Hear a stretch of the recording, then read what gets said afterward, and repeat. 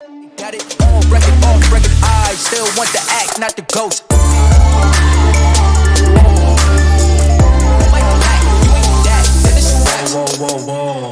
Hello and welcome back to the DCUK podcast. This is season 5, episode 18, and as always, I'm your host, James Graham. We've got an awesome show lined up for you guys, so let's crack on. We've got guest DCUK, which you'll see on your screen just down here. This is the guy, so hopefully I'll be able to actually talk you through this time. And we're going to talk about previews for the rest of the season because we're coming up to the run-in now, hence the podcast name for this week. The Super 6 remaining. But as you may have already heard, but before we do, let's just take a moment to talk about the show's sponsor. WeAreWild.com. If you're like me and want to do whatever it is you can to help the environment, there is one thing, and it will help you smell great too. Wild is the right choice for natural deodorant as it actually works. I've always struggled with deodorants, but this one has left me feeling fresh, under the pits, and smelling good. The case is a fully sustainable design made out of aluminium. It's a case for life, and the refills are both that biodegradable and recyclable. Also, when you go to order, you can customize it to your needs. Choose your perfect case and scent combinations. My favorite scent being fresh cotton and sea salt. It's also eco-friendly and with all natural ingredients, as well as being vegan and cruelty-free. So what are you waiting for? Go wild today with special discount 40% off your first order for my UK listeners when you use the code DC United Kingdom at checkout, and for my global listeners, save 25%. Go to wearewild.com and use DC United Kingdom at checkout. Enjoy. Now, back to the show. And Stu, please do go buy a thing. Where is it? I actually have it right here. This is the actual deodorant. Literally, just twist the bottom of it. Things comes up. Give yourself a wipe. Job done. And it smells very, very good, actually. I find it very nice. And as mentioned in the ad, I actually do struggle with roll-on deodorants. I have very sensitive skin, so I have to really be very, very picky about which deodorant I use. But these guys are absolutely brilliant. So please do go and buy it. Give it a try. 40% off for UK, 25% off if you're abroad. So yeah, guess DCUK. So this guy down here, this little dude, give him a little tickle on the head. He's a former player who was born in Carrizal, Costa Rica. He made 97 appearances across three seasons for the Black and Red. He's also got 6 caps for the Costa Rican team. He started off his career at Belén before moving to Uruguay and then back to Belén again. He moved to Saprissa following them and then made his way stateside. Currently, he is without a club, though. Who is he? That is your little breakdown for guest DCUK. So, former player, born in Costa Rica, made 97 appearances for the Black and Red. He started off his career in Costa Rica, playing for Belén before moved to Uruguay, then back to Costa Rica again. Before DC United, he did play for Saprissa. So get your answers on a postcard, in the comments, wherever you want to tell me. Let me know who you think this week's player is. Let me just take him off the screen. And for those of you who are listening to the show after the fact, you won't see that. Anyway, we're going to have a little bit of news, talking points, and Stu loves a Saprissa reference, Football Manager. Yes, and I'm really looking forward to FM24 when that comes out. Matt saying Joseph Mora. He was one of the Costa Ricans that has played for the Black and Red, so you might be onto something there. Yes, the Football Manager 24. Looking forward to it. Probably going to do a DC United save. And if you want to see that being streamed on Twitch, let me know. I might actually go ahead and do something like that for once. See if you guys like me watching me play Football Manager. We'll see. So let's play the VT for some news, talking points, and all that good stuff.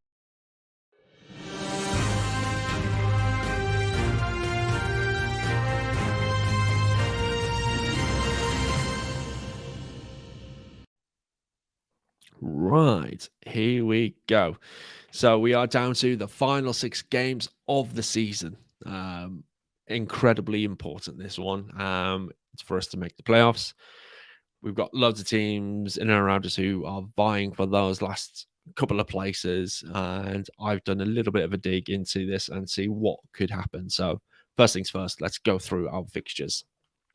First up this weekend, we've got Charlotte in Charlotte, away in the Queen City. I'll be talking about that in just a moment. A little bit later in the show. We'll then got Atlanta United next week, when I was meant to be in DC. But I'm no longer going to be in DC now. I should be going on a flight on Monday, but yeah, that's what happens when you expecting another child. Yeah, that happened. So another child is on the way, and that means we've got to save the money. And yeah, no longer coming to DC to come and see DC United play. But hey ho. So yeah, Atlanta United next week at home at Audi Field, followed by a weekend game against the Red Bulls at home again. Then we've got Vancouver Whitecaps away, which is thankfully no longer that bad of a trip, considering everything is now chartered.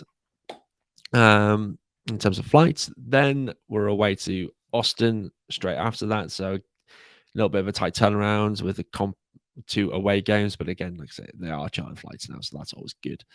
And then our final game of the season before everybody else finishes their season, which is just bizarre. How can you not have You're never going to have, with 29 teams in the league, you're not going to have everyone playing on the final game of the season, but you'd expect to have 28 teams playing on the final day of the season, and it's just annoying that we're not one of those.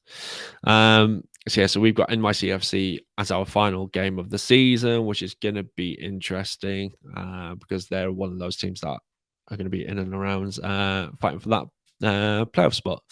And yes, Stu, tough choice. It really was. No, it wasn't really. Child always comes first. So let me just break it down into the individual teams that are in and around our playoff spots. So we've got 2 teams above us who I still think we could potentially catch up to. And that includes not having to play in the playing round. So we've still got that opportunity there. And then we've got a few teams below us who are very much in the mix. And we've played more games than other teams as well. So we've got to really have a strong run in for us to actually stay above the playoff line and make it to the postseason, or the pre-postseason, which is not the regular season, but in between the postseason and the regular season with the playing game. Bonkers. So first up, Nashville. So they're 2 places above us in 7th place in the league, occupying the final normal playoff spot. They're currently 6 points above us. They do have a game in hand as well, but they are playing 4 teams who are above them, which is crazy thing. So 4 of their remaining 7 games are playing against teams above them. So they're going to have some very, very tough matches coming up for them. They do tend to draw quite a few of their games. So there is the opportunity for them to drop points. They will need to drop quite a few if they're going to draw, but they might lose a couple of games. That means we could then potentially move up the rankings that way if we start winning consistently, which has been tough for us all year. Then straight above us is Montreal. They are a point ahead of us, and they also have a game in hand. Now, last weekend's game against San Jose, which I will again be talking about very soon, was an incredibly important game. We really should have won that one, and that would have put massive pressure on Montreal. But it isn't what we've got what we have now. They've also got 7 remaining fixtures, and 5 of those come against teams that are actually above them, whether it's in the Eastern Conference or the Western Conference. That's incredibly tough. And when you look at Montreal's record, they've only had 2 draws out of 27. So that's a lot. That's a hell of a lot. So very, very interesting for them. I think if we win a couple of games, that's going to be very, very interesting to say the least. Very, very interesting. Because after what Hernan did to DC United, I want us to be above them. This is my Kevin Keegan moment. I would love it if we beat them. I would love it.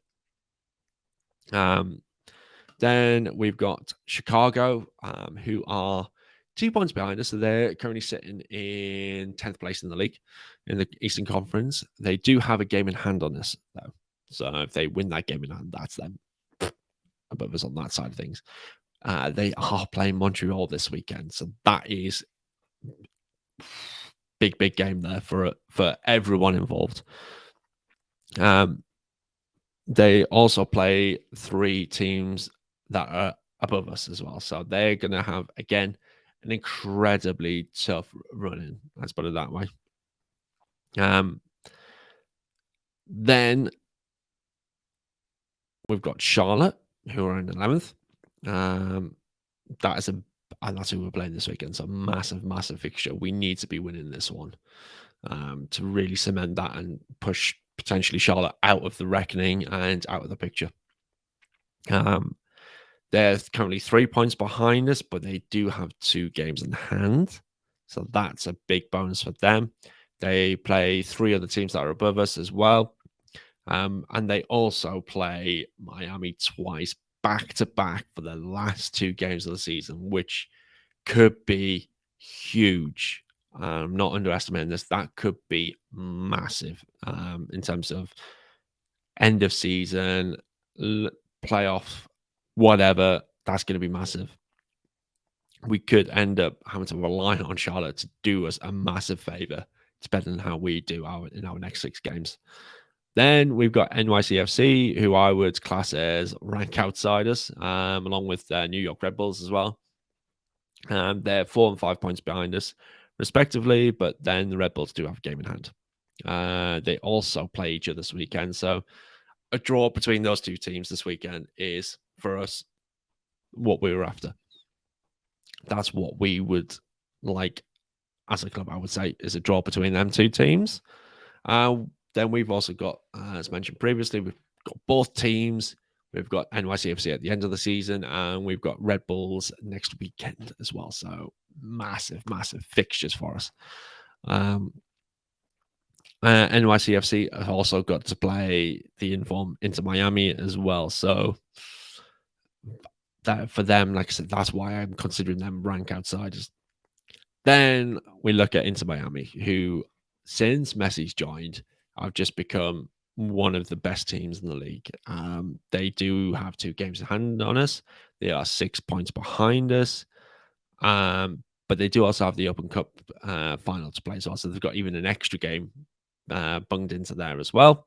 Messi, I was watching a video earlier on before going live with the show, is potentially sitting out with this weekend's game, depending on how well they've trained and if he travels or not. I think they're playing Atlanta this weekend. Schedule. Let's have a look. I'm pretty sure it was Atlanta they were talking about, because they were talking about 70,000 people being in attendance for that game. Yeah, Atlanta. At a reasonable time as well. Actually, I might watch this one. 10 o'clock UK time. And then you've got the New York derby at 8:30. This could be a good evening of soccer tomorrow night. Hey up. Oh, watch the New York derby, then Atlanta, and then DC. Oh, beautiful. That's what we're talking about. That is what MLS Season Pass is all about. That is what it's all about. Being able to watch soccer from 8:30 in the evening all the way to 3 a.m. That's what we want. That is the kind of day that will be. Just realised we've got England rugby. Probably be watching. I know that's Sunday. I'm talking gibberish. Anyway, back to soccer and DC United. So do I think we can make the playoffs? So do I think we could beat Charlotte? Like I said, we'll talk about that one come to the end, but briefly, yes, I do think we can do it. Atlanta United, recently we've not been playing too great against them, but if we can keep going the way we are, we could potentially pick up a point in this one. I wouldn't be too disappointed with that. Red Bulls, we need to be winning this one. It's as simple as that. Vancouver, yeah, we tend to do well against Vancouver, even though it's a long travel. In recent records, we've actually shown that we do pretty decently against them as well. Austin, we've only ever played them once. Who knows? Who knows this one? Austin are a decent team as well, though, so that could be one we get beaten. And then New York City FC, considering their record this year, and it's at Audi Field, I think we could win that one. So that's, I would say 3, 6, 9, 12, possibly 13 points we could pick up by the end of the season. If Cuda Pietro is still fit, Pirani keeps going the way he is. We need Benteke firing as well, like he did against Chicago. Absolutely, we could do this. I hate having that optimism. It kills me when it comes to the end of the season and we don't do it. But that's me all over. And Stu, you're right. We have to beat the Pink Cows. Have to beat the Pink Cows. We can't be letting New Jersey take points. Absolutely. We can't let that happen. So that's my take for the end of the season. So if we can get those extra 13 points, that will put us on 47 for the end of the season. If we look back at previous seasons, 47 points would be good enough for 8th place last year.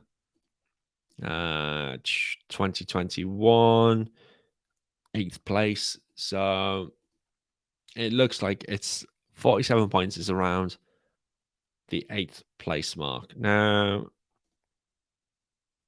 so that is the playing game, which would be disappointing for us. But looking at it, that's realistic, I think. So we're looking at a playing game depending on how the other teams do. So, yeah. Let me know what you think about that. Do you agree with those points? Do you think we can get into the playoffs based on the remaining fixtures, on how the other teams could be doing? There's a lot of permutations here. There's a lot of teams playing each other in and around our section of the table, should we say. I'm excited for the end of the season. I wish we weren't in this position. I wish we were a little bit more comfortable, but this is the bit that makes it exciting. I know we don't have relegation and promotion in America in Major League Soccer, but this is the bit that gets exciting. So we take what we can get. Because finishing bottom, you just don't get. Look at Toronto. They're not going to have any issues with finishing bottom. It is what it is. They've written off the season. That's it. They move on to next year. They can start planning earlier, which is probably an advantage. Let's put it that way. Cool. I think we can get 10 points. Ooh, Matt, 10 points. Not too far off what I think. I mean, granted, like I said, I'm really optimistic. Always have been.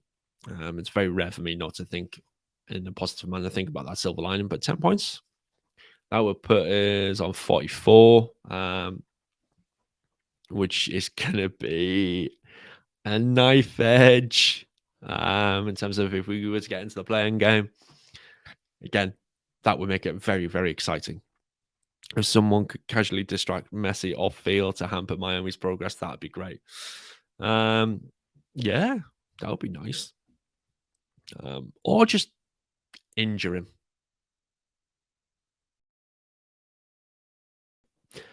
Yeah. You'd heard it. Right, moving on to new points. So you might have seen in the last couple of home games, anyway, that there's been some discontent among fans regarding a certain member of the front office.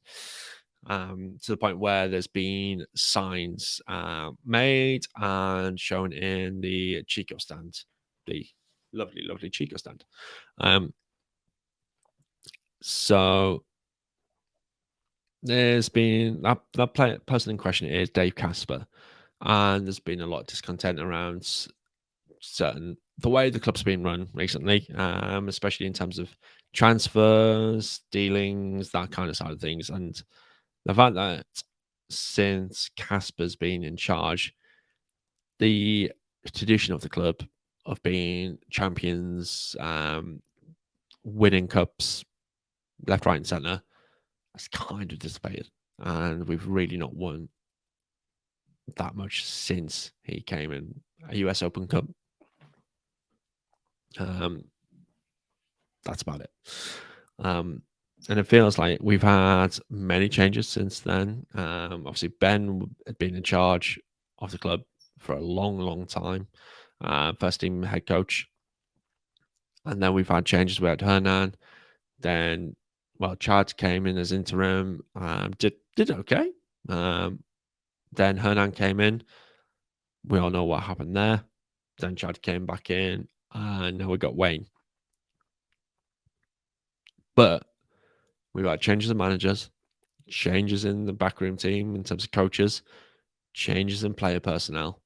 But the one things that haven't changed is either the people at the top.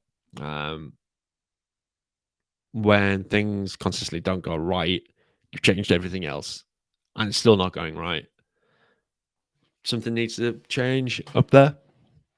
Now, I'm not saying that the owners need to change. As much as I'd love to see loads of money being pumped into the club and we can make some big money signings, that's what we want. We want to see those big players coming in. Obviously, we're never going to get like Lionel Messi. That's never going to happen. But if we could have players of a bigger caliber coming in, don't know. I'm not. This is no dig at Benteke or Click, but they are on the wrong side of 30. They're not a team. They're not a player you could build a team around. They're a hero of 2 or 3 years max, and then they'll be gone. They're not a player who's coming up in their early to mid 20s that might be here for 5 or 6 seasons that you can start building a team around, build a philosophy, and make the club into something new and fresh and exciting. It's just not there. We haven't got that right now. So we got to do what we got to do. And there's been too many misses from Dave Casper in terms of signings. So for me, that would be I would like to see a change. Now, in the first game that the sign went up, they were asked to take it down, and they were notified that the people who needed to see it had seen it. Now, if they've seen it, nothing's happened. No comments, nothing. The silence is deafening, which is frustrating, to say the least. Now, the guys came back in force, and we had multiple signs up in the last home game. And obviously they weren't able to take those down because there's multiple of them.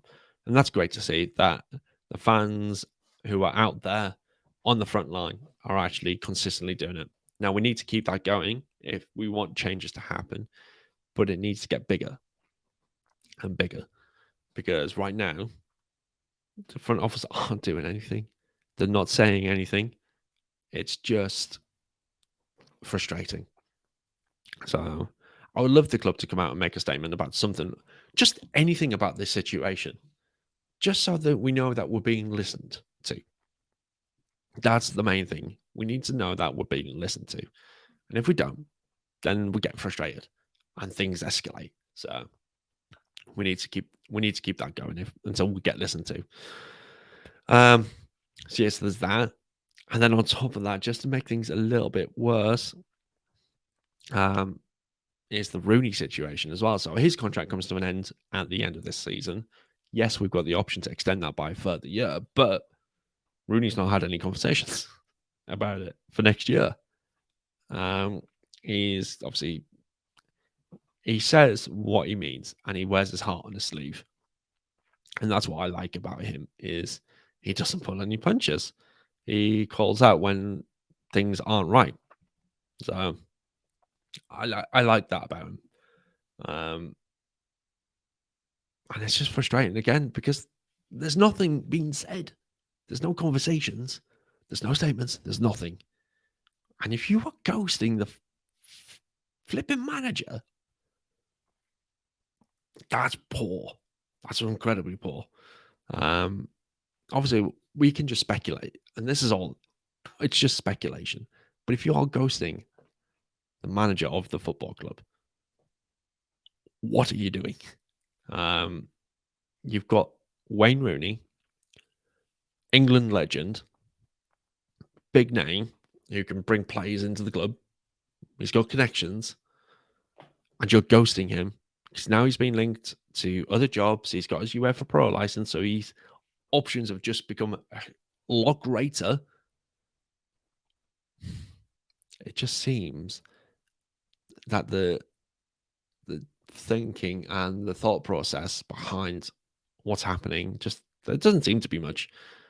So yeah, I'm getting frustrated by it all, and I can imagine you guys out there getting frustrated by it all.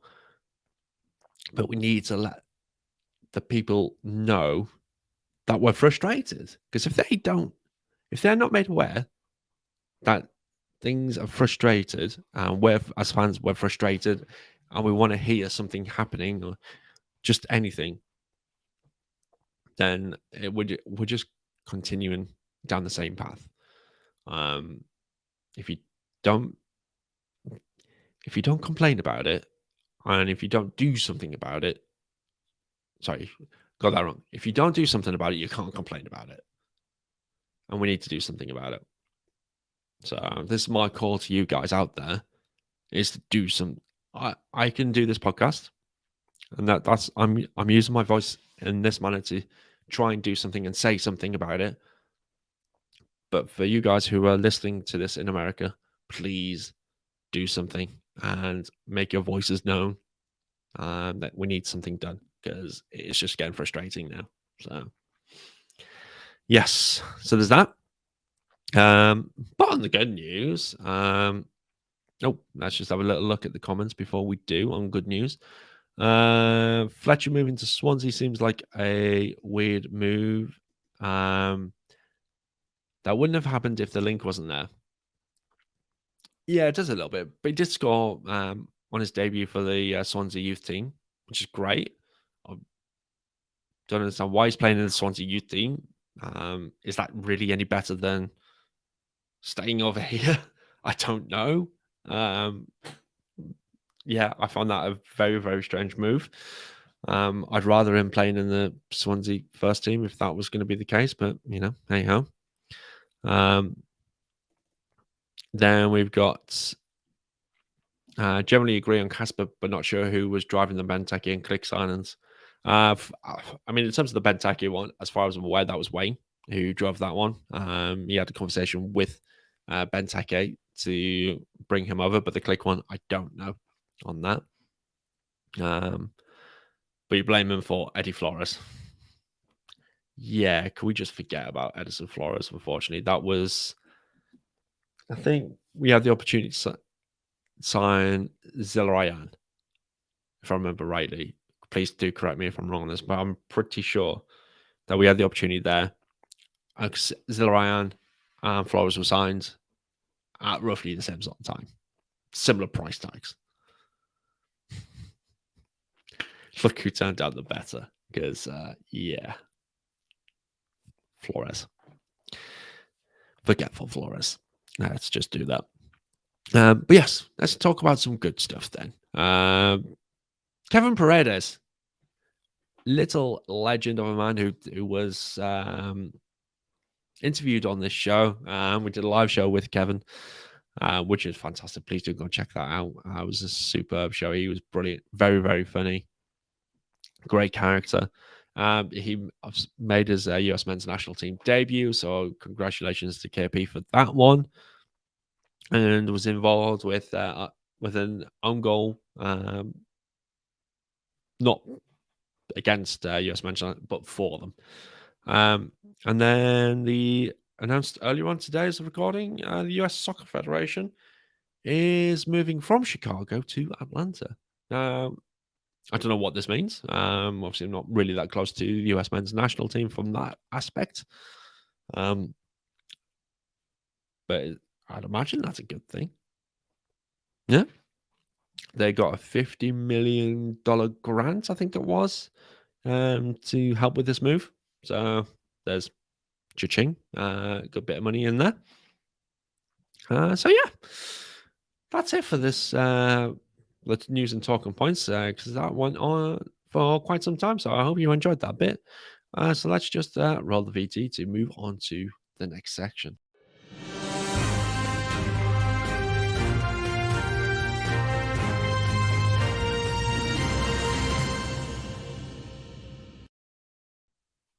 So yeah, match review time. Yes,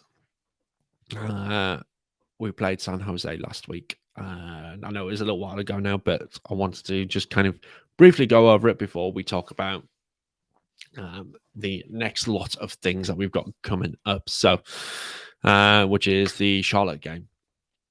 So for the San Jose game, a few of the points that I made, which I think were, to me, valid anyway. So it was a game in which we played, I felt, really well, especially going forward. We just had everything apart from a goal. That was it. We created chances, half chances. We were taking shots from outside the box. That just, it felt like things were going well. But we just couldn't get the ball to hit the back of the net. We did once, but then it was ruled for offside. But for Pirani, who I was cheering, loving that. But you know, it just was disallowed. He was about a few feet offside, half a yard. It was just one of those things. You know, you've got to take it on the chin when it comes to things like that. One of those games which I think, even if we were to play another 90 minutes on top of that, I think the way the game was going, I don't think we would have actually still scored. It's just one of those days where we were just unlucky. We were just knocking on that door, but it just wasn't to be for this one. And a good morning, Alex, in Adelaide. How are you doing? Thank you for joining in with the live stream. I felt like, obviously, Teddy starting again, completely the right move. We need to see more of that. I know when we look at the game this weekend against Charlotte, he is questionable because he's got a thigh strain. But yeah, him starting, very much the right thing. He's driving, he goes at the defenders, attacks the ball, has it, and he's willing to have a go as well, which is awesome. But on top of that, we've actually got to give credit to the San Jose keeper, because he made 8 saves in this game, which is no mean feat. He did very well. Just the shithousery at the end of the game was so frustrating. The amount of times you just go down, feigning injury, this, that, and the other, especially after they had a man sent off. Yeah, just kind of killed it a little bit for us. But, you know, for a 0-0, it was actually an enjoyable watch. It wasn't one of those games where sometimes I've been sat here watching the game and I'm just sat here and my head's leaning on my hand. I'm struggling to stay awake. My eyes are starting to droop. And I look back and there's been like 5-10 minutes gone past and I've not seen any or heard anything. And then it's just like, okay, this one, there was stuff always happening. We had plenty of shots. We had in this game decisions left, right, and center. I have to say, I thought the referee in this one was actually pretty decent. I know. I can hear your shocks and your gasps and your and the fainting out there. I can hear it. But I think it was Tori Panzo. She had a very, very good game. Decisions that she made were very decent. I think the sending off was correct. There was one decision which I was talking about on X, not Twitter anymore. Talking about one of the decisions which I felt like it could have been a yellow card or it could have been a red card, and we were just having a little bit of a debate and we could see both sides. And it was a refreshing change that the referee had a good game. So yeah, well done, Tori, on that one. If I see her refereeing one of our matches again in the future, I won't be disappointed if she was to ref like that again. So well done, Tori. Stats wise for this one, we had 24 shots in total in this game, so quite a few. To San Jose's 13, so 37 attempts in total in this one. That's what I mean by entertainment. We had 9 on target to their 2. 11 of our shots were from outside the box, so plenty there trying to take opportunities. I know Click tried as well, and he almost had a goal, which was very, very naughty. 11 to 16 fouls. This one where we only picked up a single yellow card to San Jose's 3, alongside their red card as well. San Jose had to make 31 clearances in this game. So it just kind of shows you how attacking we were in this one. And then expected goals, which is just the most frustrating stat in the world, is 2.1 to 0.8. So we really should have won this one. Really, really should have this one. So we had the Pirani goal, which was ruled offside. And then I think it was Benteke who had a shot or header. I think it was. I can't remember which one. That was cleared off the line as well. So close, but yet so far. So yeah, can't believe we didn't actually walk away with this one with 3 points. It's a matter of inches and half a yard. So close. We could have been looking at a scoreline. I feel that could have been similar to the game against Chicago. We could have been looking at 3 or 4-0 here if we had that bit of luck going our way. But we didn't. So we need to move on to our next game, which is against Charlotte FC. But first thing that we need to do is to talk about the more you know. So I've got a little jingle. No VT, just the jingle.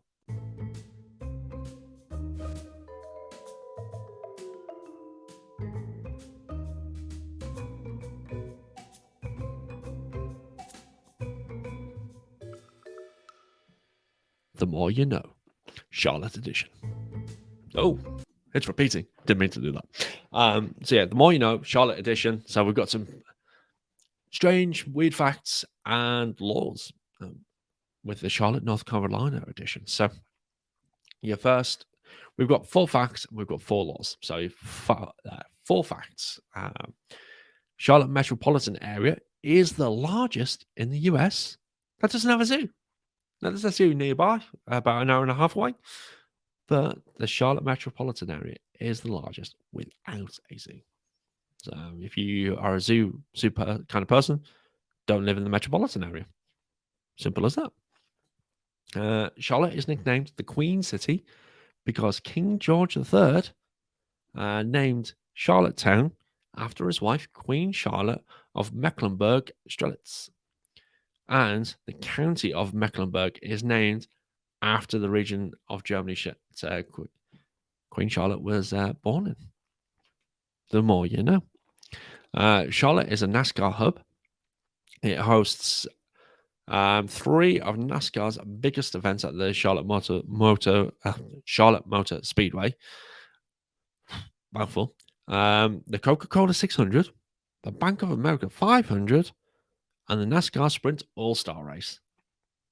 And lastly, in terms of facts, Charlotte was home to the original gold rush of America in 1799. There's a massive, I think it was 17, if I remember rightly, 17-pound gold nuggets that was found, which is massive. So there you go. Laws wise, it's illegal to borrow your neighbor's dog in North Carolina, if you didn't know. It's illegal to sniff glue in Huntersville, just Huntersville. Doesn't matter where else you do it, but it's illegal to sniff glue in Huntersville. It's against the law to not pay taxes on any illegal drugs you deal. I mean, I think they could have just stopped at it's illegal to deal drugs. But there you go. Stu. Could do with the gold nugget and the DC transfer budget. Yeah, we really could. And it's illegal to serve alcohol at a bingo game. So for all you people who like a good old bingo game, you can't drink alcohol in North Carolina. There was one other one. Let me just try and find it because I found that one hilarious. I thought I lost you guys there for a second, but I didn't. Where are you? History. That one. That's the button I need. Right. Okay. So, it's not on that profile. I have two Google Chrome profiles. Let's do that. And why do I look at so much stuff on the internet? Where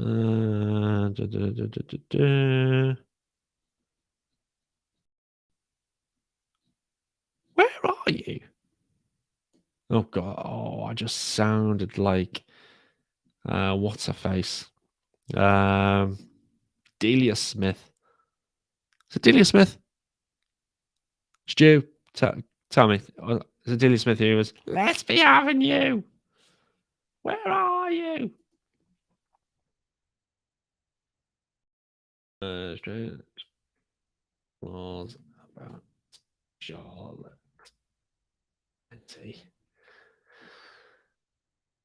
Oh, Fleming. I'm doing it. I'm doing a good old Google live here. Why would you borrow a dog unless it's a bloodhound and you're hunting for an unsung signing from the depths of Bolivia? Okay, I get it.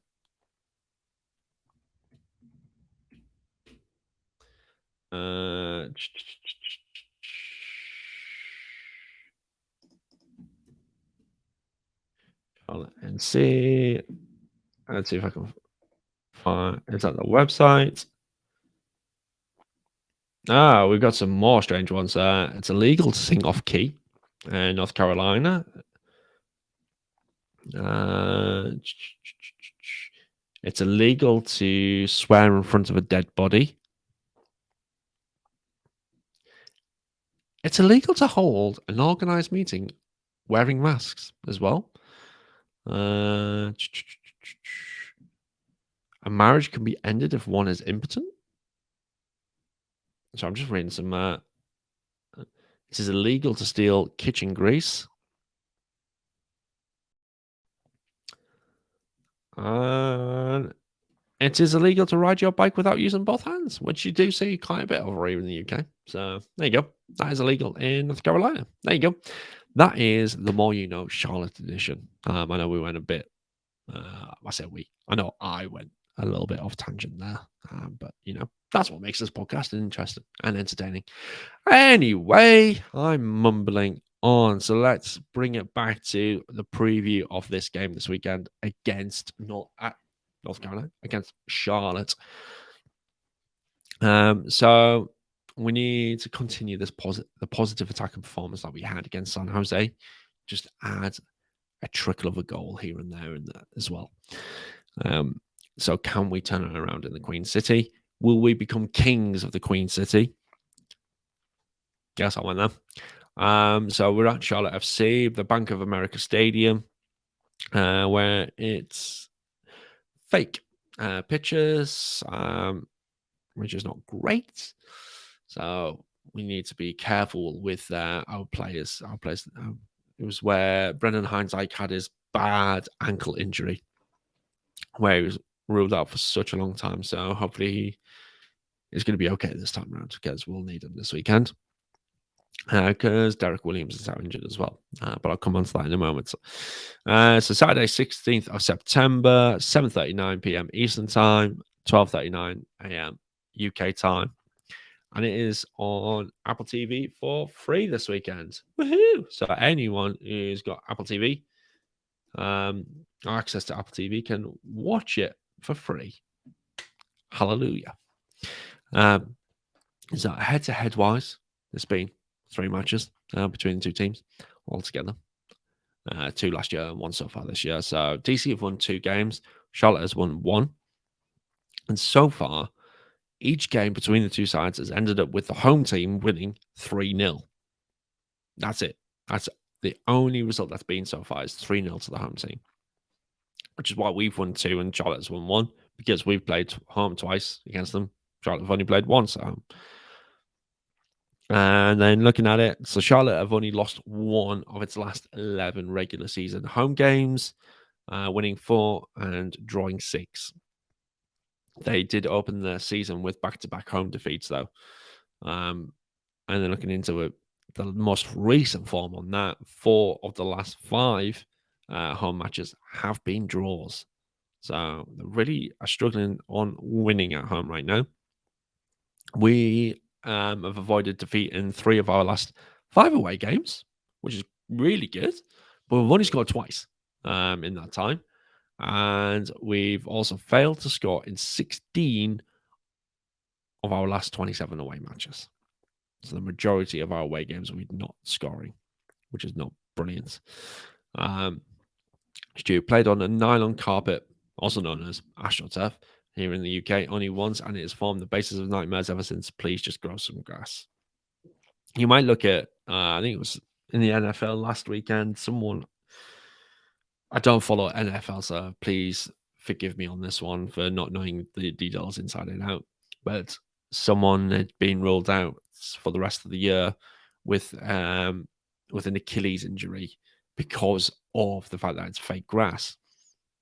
If it was real grass, his ankle could have moved in a way that wouldn't have caused this injury. So, yeah, NFL needs to get rid of grass, which would be great for MLS, because some teams still play in NFL stadiums.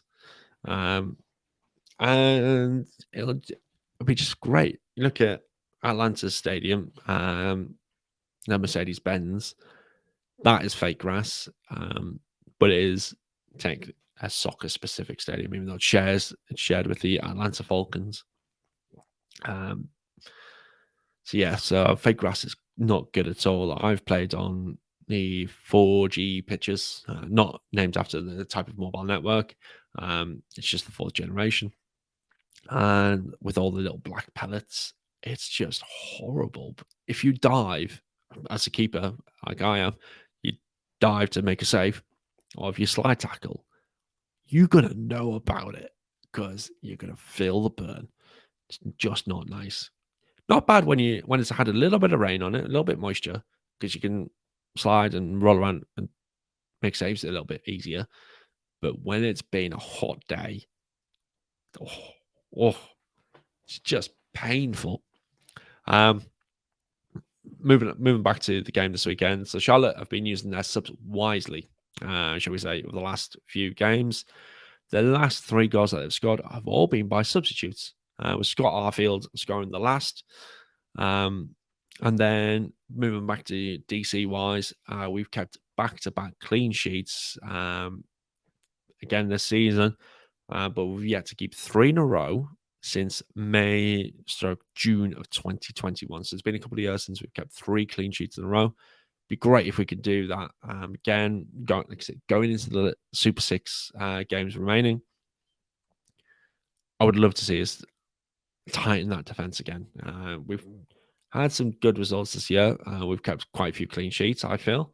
We just need to keep it going. Let's keep that momentum. So it would be nice to do that. Looking at the availability report, so DC, you've got a few players out this weekend. So you've got the season-ending injury list of Rodriguez and Jose, but you've also got Tyler Miller and Derek Williams out as well. And then questionable-wise, you've got Steve Birnbaum, Andy Nahar, and Ted Kudipietro as well, who are questionable. I've not seen anything from Charlotte on in terms of their availability. Looking at their roster, they've got 3 DPs at the moment in terms of Enzo Capetti, Kamil Josivac, and Karol Swiderski. I know Enzo is a bit of a B-Tech Tati Castellanos in terms of his personality. He likes to throw himself around, has a bit of a moan. He's Italian. I think he's Italian. I'm going to have to... Can I quickly do a web search on... let me just find out. Enzo Petty. He is Argentine. Sorry, not Italian. But yeah, either way, he likes to have a good moan. So hopefully we don't have to deal with that too much. They do have a couple of players from the U22 initiative, but one player is out injured, and Vinicius Melo. The other player being Cohen Vargas. And then they've got 2 Generation Adidas players. I think it's the first time I've seen that. In Ben Bender, who is from the local area, and Hamdi Diop, who's a defender. So what do I think do we need to do to win this game? Score a goal. That usually helps. So based on the fact that it's been difficult for us away from on the road, not scoring in 16 of our last 27, only scoring 2 in the last 5 on the road. We need to score goals. That's imperative. And we just need to continue like we have been playing against Chicago, against San Jose, the way we've been going. The fact that we switched back to a 4-back formation again after playing with 3 or 5 at the back for quite some time. We've just mixed it up a little bit, which has been great. It'd be interesting. Hopefully, Ted's back. And he's not actually out for this game, and he actually makes it to the team, because he does make a heck of a difference. Because when you've got unfortunately Yamil Assad, just for me just isn't there. He's not quite up to that. He's not the Yamil that we had in 2018, who was brilliant for us. It's just not the same player like he was back then. He's the guy who usually is there to replace him, but hey ho. So yeah, Ted needs to be there for us to stand a good chance of winning. But you know, defensively we've been fine. It could well be a draw this weekend, based on Charlotte's recent form, the fact that we're not scoring goals, so it could be a 0-0 draw again, which would be great from a defensive point of view. The fact that we'd be keeping a clean sheet yet again.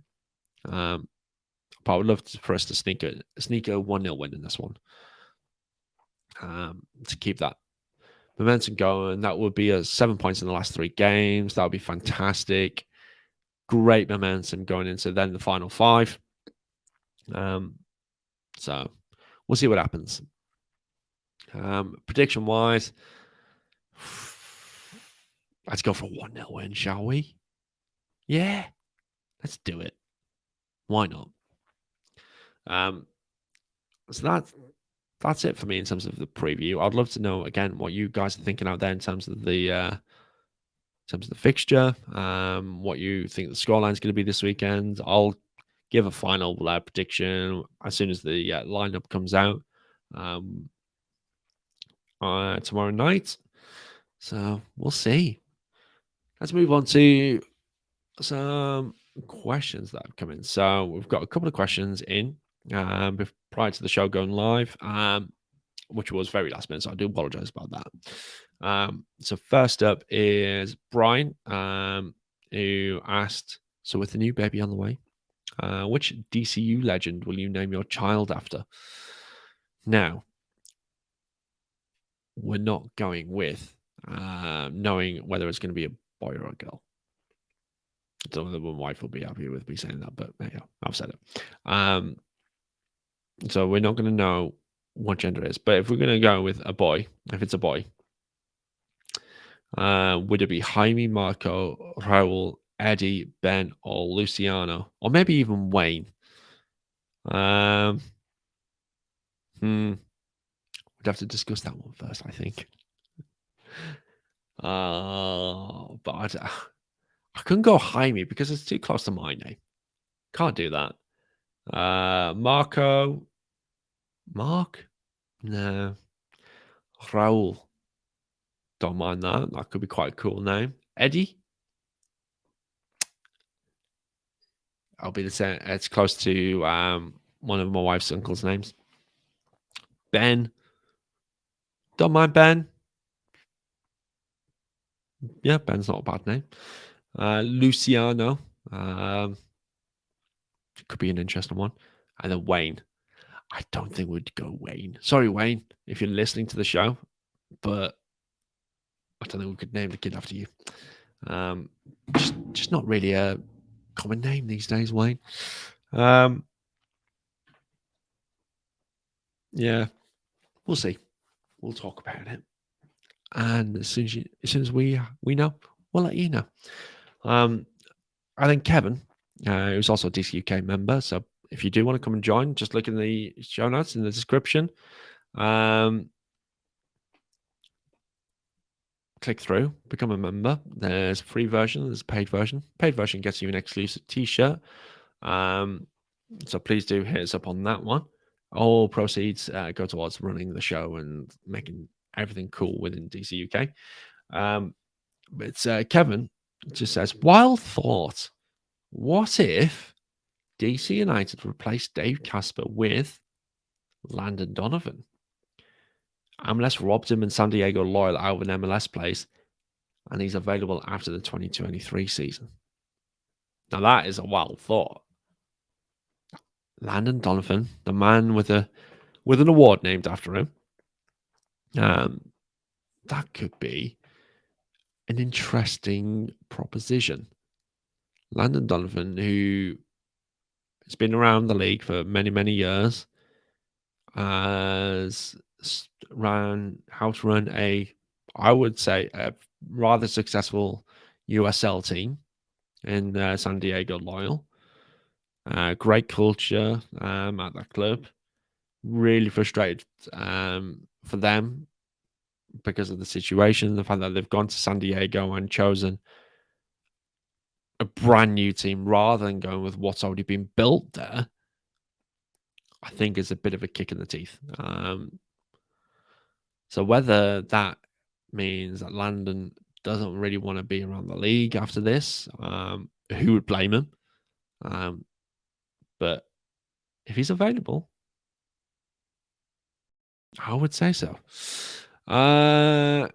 Just looking at, let's have a look at the comments that are coming in. So Stu saying on the baby name, it has to be Jaime. Jamie is good for a boy or girl. Just be adding a Latino flourish. Yeah, that's true. Hoping Matt's just saying, hoping we don't see Dahome and Assad Stan. We'd like to see Hopkins, Pirani, Kuda Pietro, and somehow both Naha and Ruan on. Then 1-1. Okay. Let me just break that down a little bit. So I'm actually a little bit of a fan of Dahome. I think he's done rather well in terms of getting out the defense. Yes, he's not really had many assists or many goals. He's had a couple of goals. But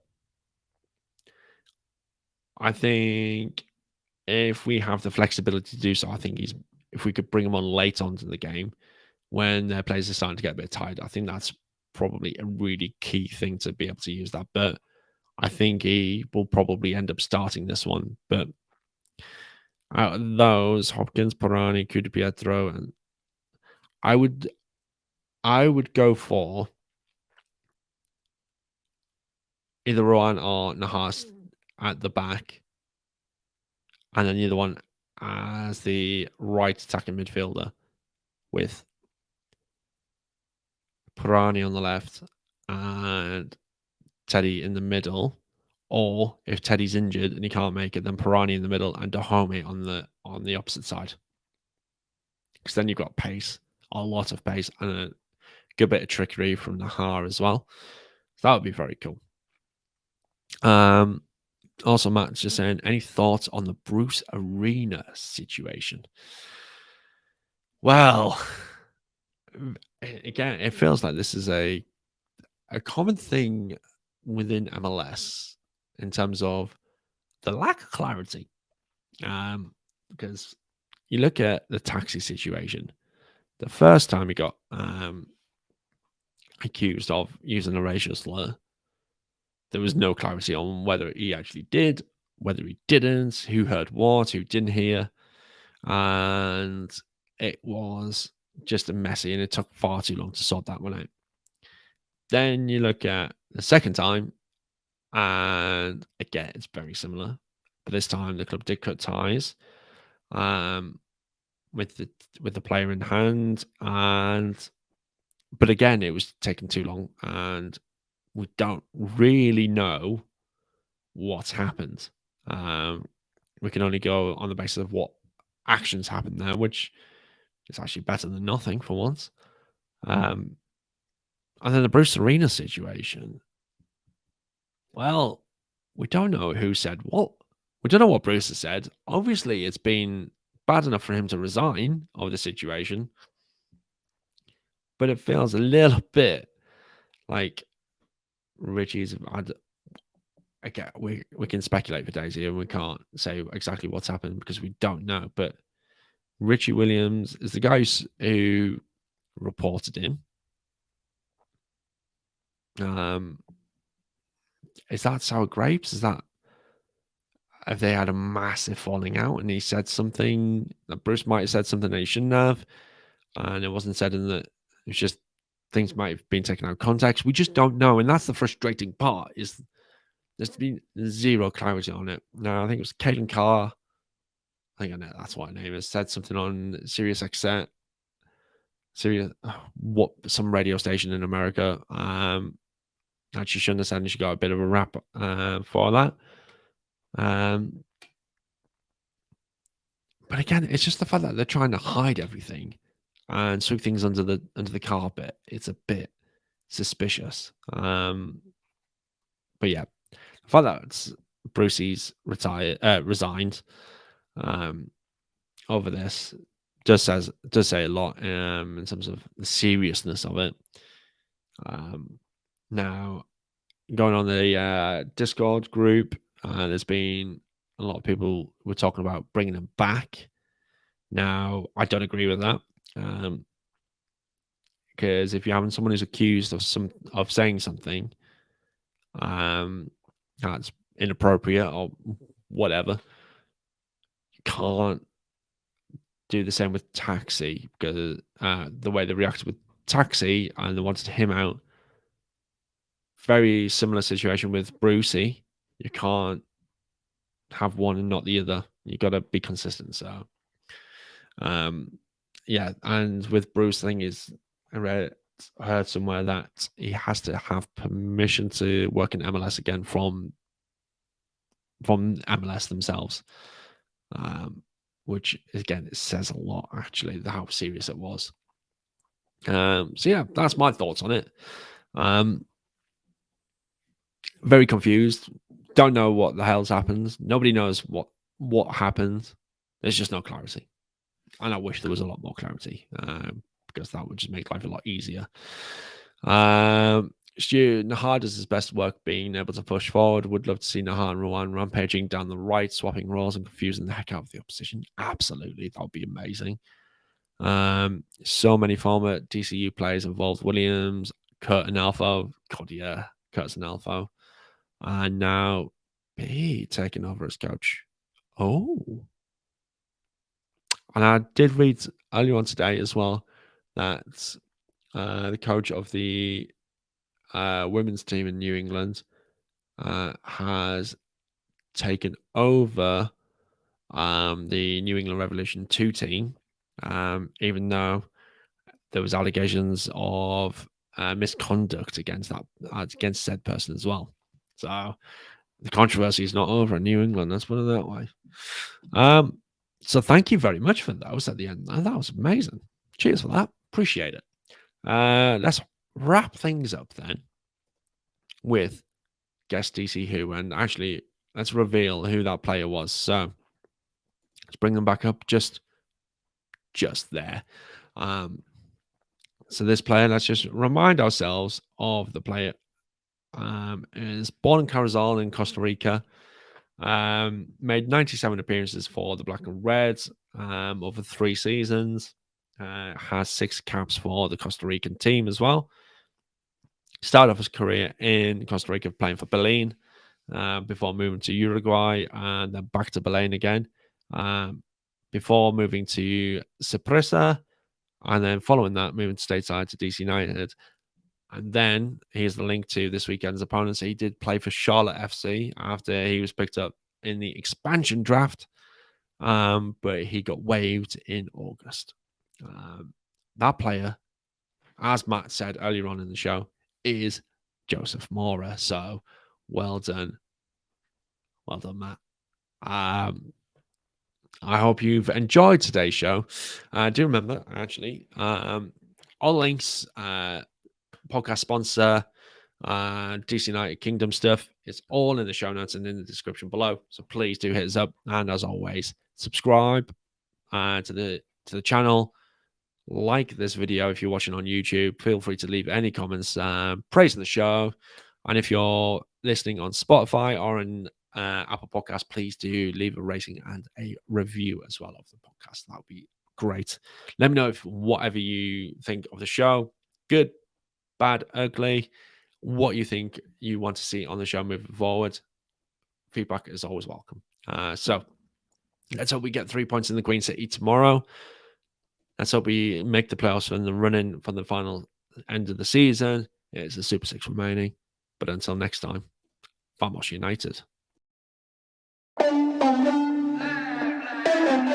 Swallowing on record, off record deals. Tell them talk to Colin for the quote. On record, off record, I still want the act, not the ghost.